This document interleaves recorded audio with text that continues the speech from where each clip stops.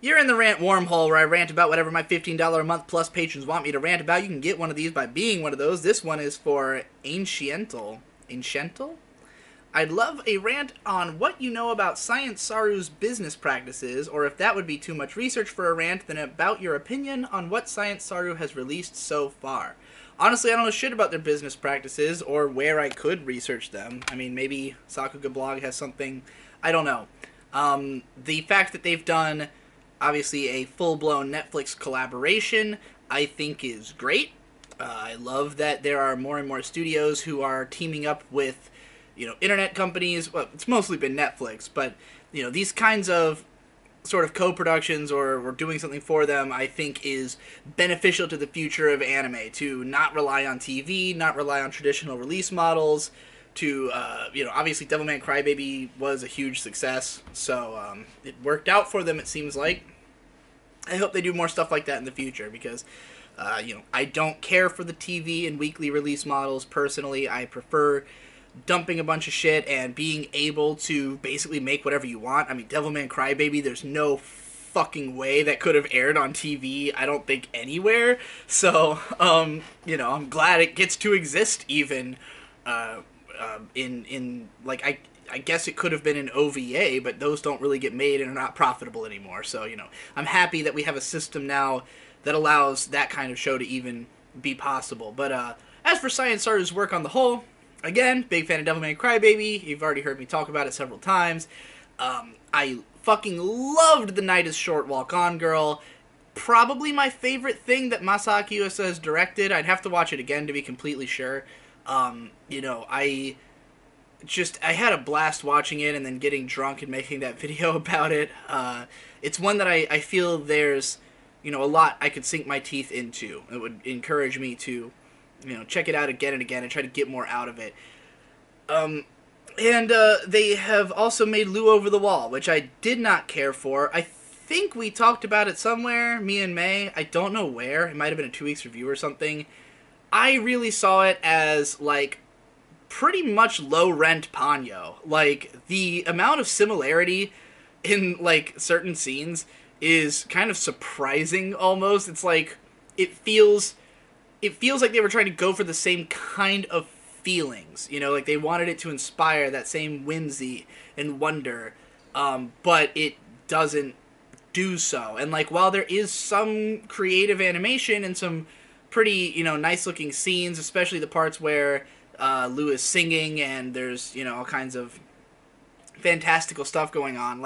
Nothing about the story stands out. I barely remember even what happened in the movie. I can remember a couple images. I remember, the one piece of Sakuga that I remember having seen before the movie several times, which had made me think it looked really good, but, it wasn't. So, that was a 6 out of 10 kind of experience, a 5 or a 6. It was totally unmemorable. So that was kind of disappointing, but I mean, it wasn't a Masaaki Yuasa work, so it's not as though it's, just because the studio made it that he happens to run doesn't mean it's going to have the actual talent of Masaaki Yuasa behind it. What makes his shows great is that he makes them. The fact that his studio does something else, it's similar to Trigger, when people, say things like, oh, Trigger's gone to shit because they made fucking, I don't know, Gridman, or that one, what was the one, Irregular Heist, what the fuck was it called? Remember the Irregular Battles, or Eno Battle, something? Anyway, Trigger's done a few things that were kind of off, but none of them were Hiroyuki Imaishi projects. I have no reason to not be excited for the next Imaishi or the next Yo-Yo Shinari project. These other directors who are also at the studio, you can't just have someone crank out masterpieces every single year. There needs to be a lot of pre-production and planning to get something of that, exquisite nature off the ground, and, a studio needs to have more products coming out, and also, they want to give work to these other directors. Maybe other people will like that other stuff even more. There's probably plenty of people for whom Gridman is their favorite Trigger show. I think Nino said that, so it's always, a matter of opinion. But Lou Over the Wall, wasn't a fan. I don't think it's like a bad mark on Science Saru for that to be the case, because it was still inventive and it was, clearly a very new studio.